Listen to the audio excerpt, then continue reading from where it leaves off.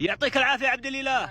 ملك التوقعات، امبراطور التوقعات. عندنا كاس العالم فرنسا والمغرب، مباراة جدا قوية. قبل كل شيء الصلاة على النبي، اللهم صل وسلم على سيدنا محمد، وصلوا على النبي يا أخوان.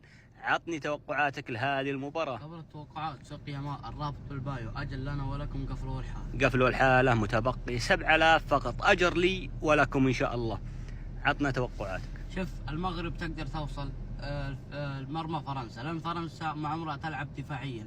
المغرب يمتلك خط دفاع قوي، لكن عنده مشكلة واحدة اللي هي العرضيات. عنده إشكالية جدا بالعرضيات، والعلم عند الله فوز المغرب إلا إذا الحالات التحكيمية لها رأي آخر وفوزت فرنسا.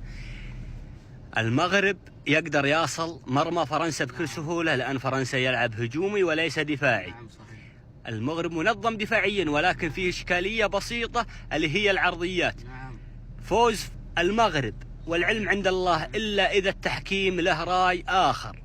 نعم، إذا التحكيم له رأي آخر العذر والسموحة، ولكن على حسب التحليل يا أخوان، على حسب التحليل المغرب تستطيع الوصول إلى مرمى فرنسا بكل سهولة، وممكن فيها أهداف للمغرب كثيرة، ولكن على حسب رأي الحكم والتحكيم.